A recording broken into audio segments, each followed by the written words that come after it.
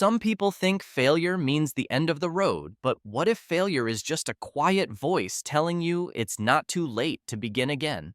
Have you ever promised yourself to learn English again, then quit silently after 3 days and never told anyone because you were ashamed or tired? Maybe you bought a notebook and watched 2 videos, felt hope for a moment, then life came back and you forgot everything again, like before. You're not lazy or weak. You're just tired of beginning and failing again, of hoping and hurting, of trying and being afraid every single time. This is not a story about a genius or someone lucky or someone rich. It's a story about a regular woman who had nothing but a dream. Her name was Jina. She lived in Busan on the 10th floor of an old apartment, worked at a bakery, and cared for her mother every evening. She had no perfect plan, no fluent friends, no teacher, no study group, just 2 tired hands, one quiet heart, and one small dream inside her. She wanted to speak English not for a job, not for travel, but because it made her feel free, like she was not small anymore. She never told anyone about that dream because people would laugh or say she was too old, too busy, too late, or not smart enough. So Gina kept the dream hidden inside like a little light that nobody saw, a light that sometimes hurt and sometimes made her smile alone. She had tried before. Many times she tried memorizing 100 words. She joined online groups. She listened to podcasts. She even bought grammar books. But she gave up each time. Not because she didn't care, but because life was heavy, her energy was low, and she didn't believe in herself. Then, one winter morning in February, while making coffee, she saw a 1-minute English video on her phone. A woman said something very simple. Even if no one believes in you, you can still begin. Gina heard the words, and something inside her paused for a moment, like the words were not just from the screen, but meant exactly for her. She whispered them slowly in her small kitchen, repeating softly as if the words could protect her. Even if no one believes you can begin. In that minute, she felt something warm, something peaceful, like her heart was saying yes again, yes to trying, yes to starting even small. So she made a decision, no schedule, no big goal, just one tiny habit. Speak one sentence in English every morning before anything else. Not perfect, not long, not fast. Just one honest sentence to herself with her voice alone. No pressure, no judgment. Just 1 minute, one voice. She didn't tell anyone. She didn't write it on a wall. She didn't make a video about it. She just began quietly inside her own world. And that 1-minute habit slowly became a key, not a loud one, but a soft and strong key that opened the door to a new life. The story of how Gina changed her English and her heart began with one sentence, one breath, one choice, and one simple minute each day. The next morning, Gina woke up early. The sky was still dark. Her room was quiet and cold. But her heart remembered that one simple promise. She stood near the window, whispered again, "Even if no one believes in you, you can still begin," and looked at her reflection in the glass. It felt strange to talk in English out loud to herself.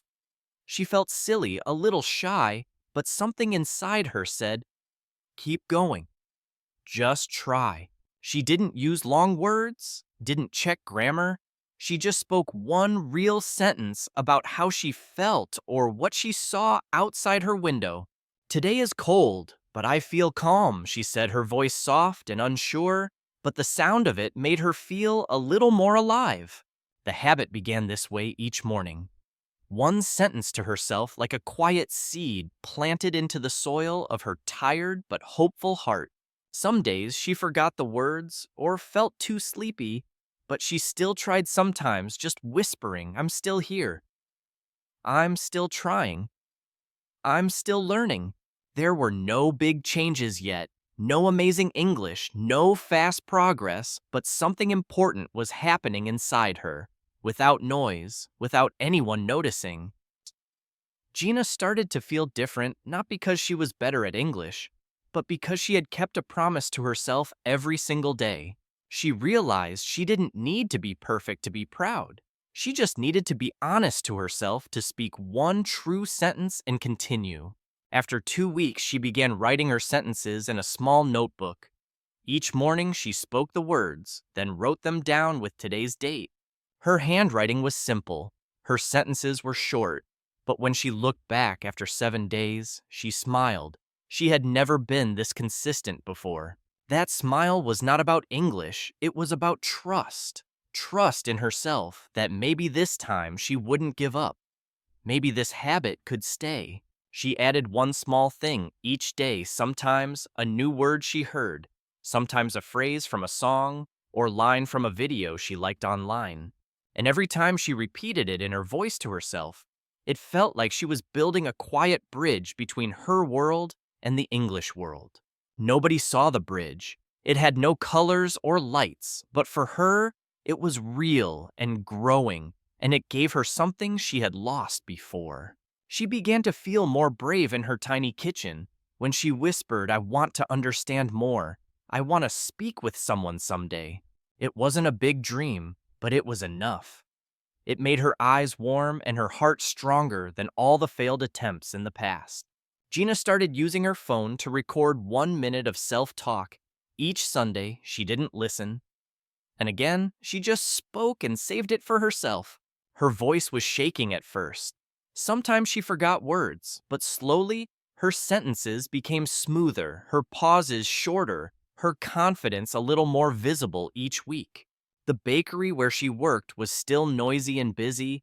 She still walked home with tired feet, but her English practice made her feel less invisible. She carried her notebook in her bag not to show anyone, but to remind herself that she was learning not fast, not perfect, but with heart. On the train, she read her sentences quietly. She smiled when she remembered one from last week. "You are not too late. You are still here."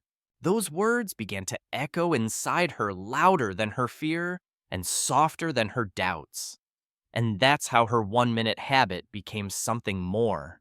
It became her secret strength, a quiet morning ritual, a small voice that said, "You can speak. You are growing. You are enough to begin." One Sunday morning, Gina sat by the window with her tea. She looked at her notebook and whispered, "Today I want to try something new." She opened a video she saved last week, a 1 minute clip where someone talked slowly in English about morning routines and peaceful thoughts before work. The speaker said, "I speak with kindness to myself before I speak to the world." And Gina felt her breath pause for a moment again. She listened once, then again and again, then pressed pause and whispered the sentence with her own voice, soft but clear, trying to match the rhythm. It was hard at first. Her mouth moved slowly. Some sounds felt strange, but she smiled because it felt like her tongue was learning something new. She didn't call it shadowing. She didn't know the word yet.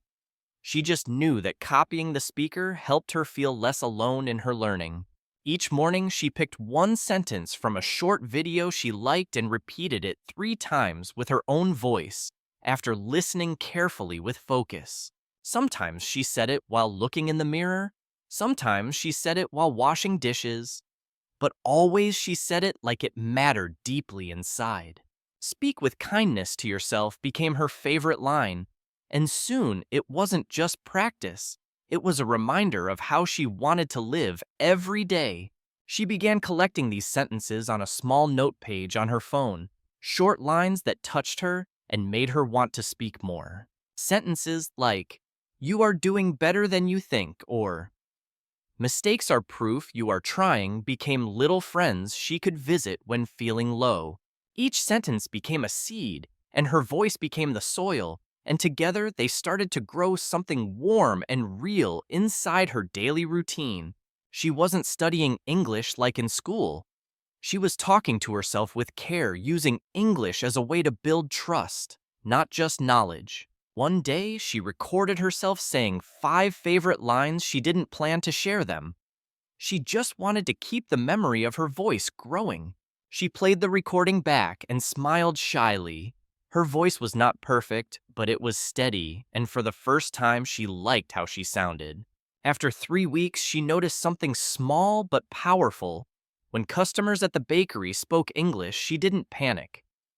Like before, she listened slowly and understood more.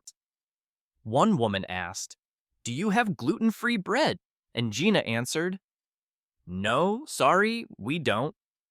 With a soft but clear voice, then turned around, surprised at herself. It was only one sentence, but it felt like magic, like a door had opened between two worlds, and she had just stepped through with quiet courage. That evening, she wrote in her notebook, "Today I spoke to a customer in English. For the first time, I was scared, but I did it." She underlined the words, "I did it" 3 times, then closed the book and held it close to her chest like it carried a small piece of her soul. From that day, she added one more thing to her habit. After each sentence she spoke, she would smile to herself and say, "Thank you for trying." It was a small moment, a soft sentence, a tiny reward, but it made everything feel more human, more personal, more like healing, and not just learning. Gina didn't need big goals. She didn't need to be fluent in 3 months. She only needed to keep that 1 minute door open every morning. Through that door, she was not just learning English, she was learning to believe in herself again. One small word, one kind thought, one deep breath at a time. Every morning now felt different, not because her life changed, but because she changed the way she showed up for herself, one sentence at a time. Gina began waking up with quiet excitement, thinking, "What will I say today?" Like each morning was a chance to write a tiny letter to her heart. Some days she talked about the sky. "It looks soft and kind today." Other days she said, "I feel heavy, but I still choose to speak." Her sentences were like mirrors. They showed her feelings, they helped her name emotions in English. Not big words, just honest words that made her feel seen. She added 5 more minutes to her routine, not because she had to, but because she wanted to stay in that calm place a little longer. 5 minutes became 7, then 10. She didn't count really. She just followed her energy, sometimes longer, sometimes short, but always with presence and care. She began watching short videos with English subtitles, repeating lines she liked out loud, writing them down slowly, practicing the sounds with patience, not pressure. One day she paused a video and whispered, "Not afraid to start again." The sentence stayed with her like a quiet friend all week. Gina bought colored pens for her notebook, not to make it pretty, but to make it feel like her own, a space of joy, not duty. She started each page with the date, then wrote her favorite line, then one sentence about how she felt in that moment. No grammar check, just heart. It looked like this: March 8th. "I am not afraid to start again. Today I feel calm but a little unsure." That's okay.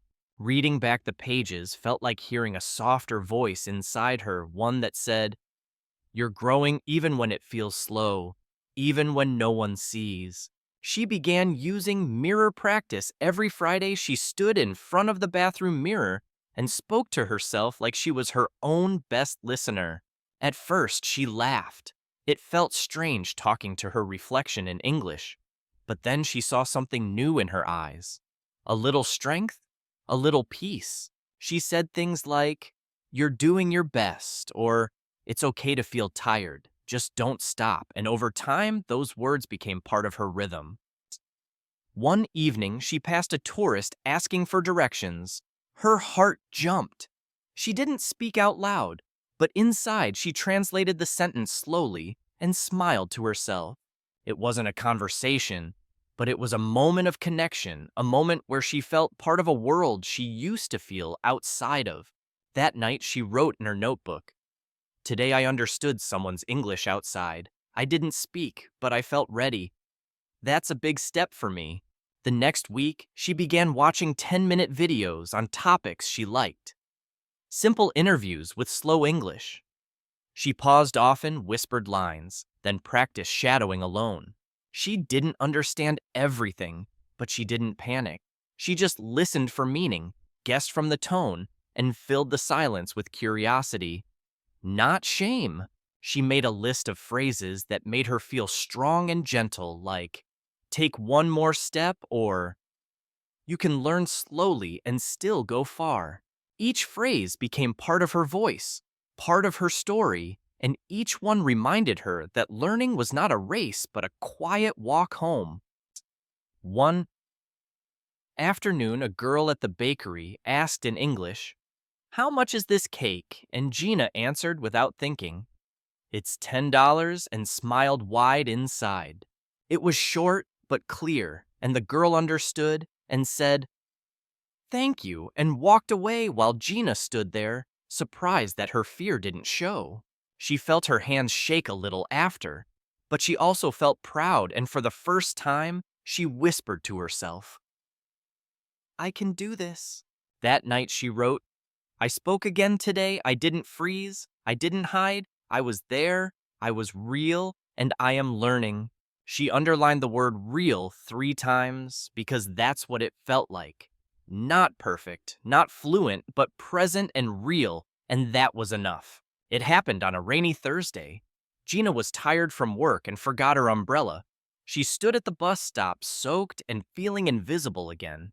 A foreign man came near, asked for directions to a hotel. His voice fast, his words unfamiliar, and her mind went silent, her mouth didn't move. He waited a few seconds, then left. Politely, she stood still, heart pounding, face warm with shame, as if the rain had fallen inside her too. She walked home, wet and heavy, her shoes cold, her spirit quieter than usual, her thoughts full of old voices saying, "You'll never be good enough." She didn't open her notebook that night, didn't whisper any sentence, didn't write anything at all. Just lay in bed and stared at the dark ceiling. The next morning, she stayed silent, even with herself. No 1-minute habit, no soft words, no gentle lines, just the sound of coffee boiling. And nothing else. She felt angry not at the man, but at herself for freezing, for forgetting, for being so slow after all these days and all those little steps. For 3 days, she said nothing in English, didn't open any video, didn't write one line. She told herself, maybe this is the end again. Her mirror stayed silent, her notebook closed, her phone empty. She felt like her voice had gone back into hiding, like maybe it was safer that way. But on the 4th morning, she reached for her coat, and the small notebook fell from the pocket, hit the floor, opened to a page from last month. It said, "I want to speak with courage, not fear. I want to try, even if I shake, I will not disappear." She read the words again, her own handwriting, her old voice, her brave self. She had forgotten she once wrote that with hope, not just habit. Her eyes filled with quiet tears, not because she was sad, but because she missed that version of herself, the one who dared to speak anyway. She whispered, "I am still here." Her voice cracked but real. Then she repeated a sentence she hadn't said in days, "Even if I freeze, I still return." That sentence didn't erase the fear, but it helped her stand again, helped her pick up the notebook and write one honest line for today. April 3rd. I failed, but I came back. That's enough for now. I will speak again soon, maybe not today, but very soon. And that was enough. Not a comeback, not a victory, but a small, soft step back toward the light, back toward her voice and her dream. Later that night, she played an old recording from her phone. Her voice sounded unsure but steady, and it made her heart warm with quiet memory. She listened to herself say, "You are learning slowly but truly," and realized she didn't have to rush, didn't have to win, just keep walking. She chose one sentence from her old list and whispered it again. "I am not perfect, but I keep returning," and for the first time, she believed it. The next morning, she said a new line, "This voice is mine. It is small, but it is mine," and smiled softly at her own reflection again. Her comeback wasn't loud or sudden, but it was honest. And from that day, her steps felt slower, maybe, but stronger and rooted in something deeper. The days after her quiet return were different.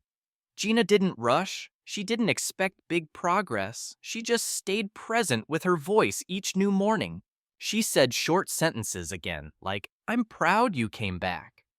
Or small steps are still steps, and let the words breathe gently in her chest. One morning, she found an old recording from her second week.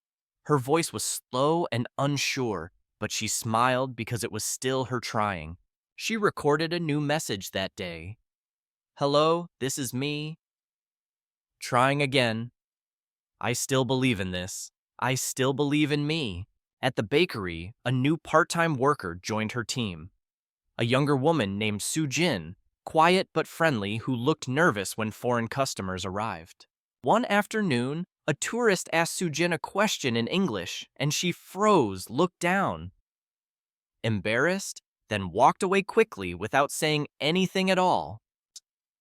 Gina felt something familiar in that moment, not judgment, but understanding. She remembered what silence felt like, what fear tasted like when words wouldn't come. Later that evening, she gently said to Jin, "It's okay. I was the same before. One sentence is enough.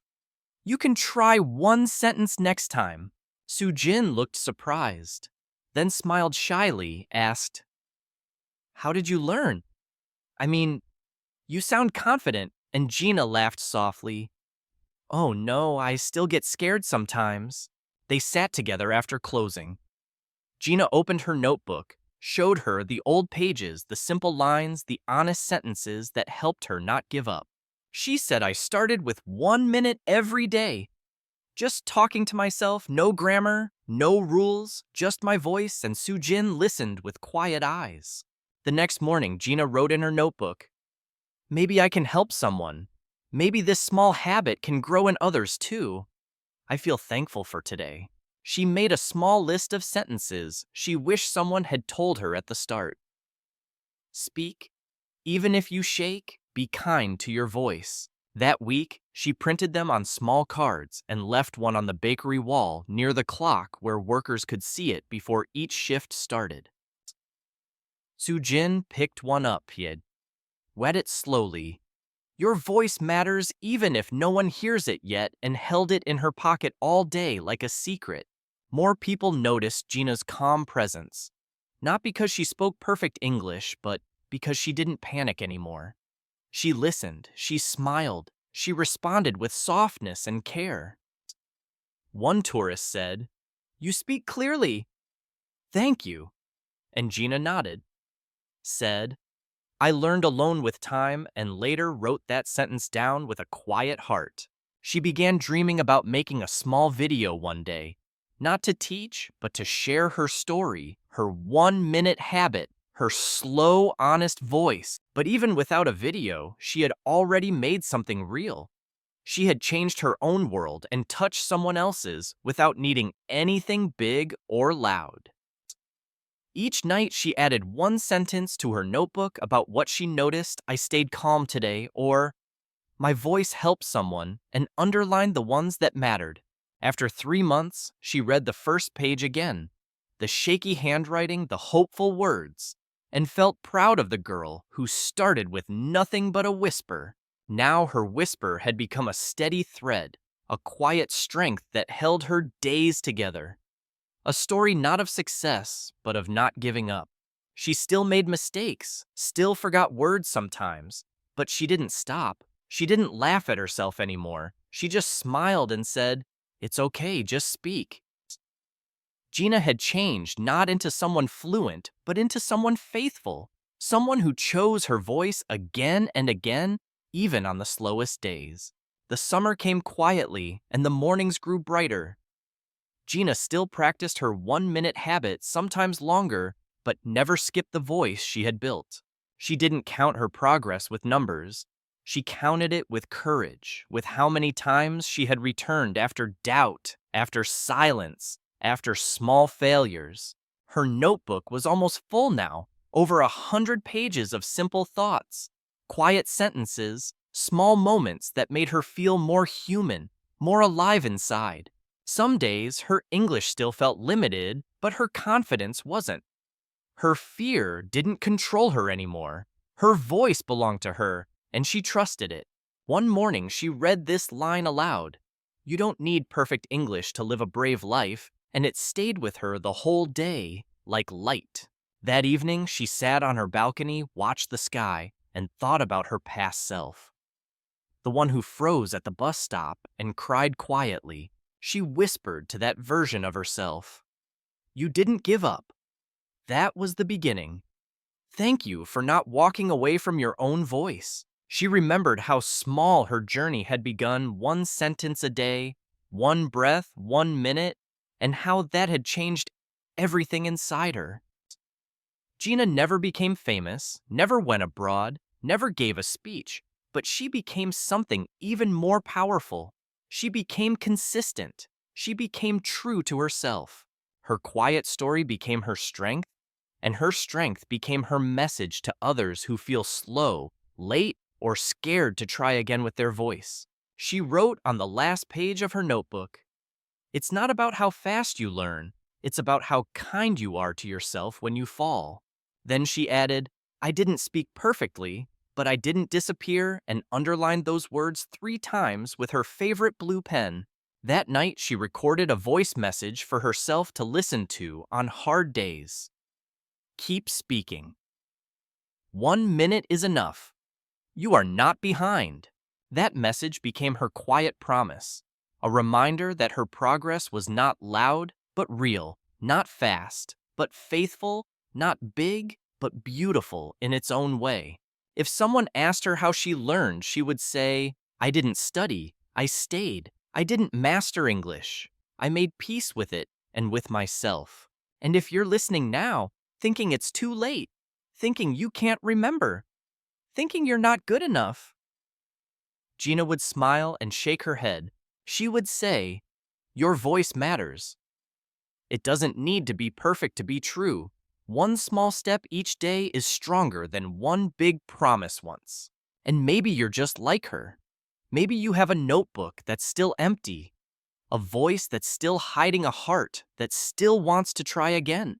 If so, take 1 minute today, speak one sentence, not for anyone else, not for a test, just for you, just to begin again. That one sentence could be anything, something real, something small, something true. I am still here. I am still learning. I still want this. Because in the end, your journey doesn't need to be loud or fast or perfect. It only needs one thing: that you don't stop walking. Let your English be like a plant. Not a fire, slow growing, but steady, and every word you speak is a leaf that says, "I'm still becoming." So don't wait for confidence to come before you speak. Speak first and let the confidence grow from the sound of your own brave breath. You are not behind. You are not too late. You are not the only one. You are just beginning again and again, and that is beautiful.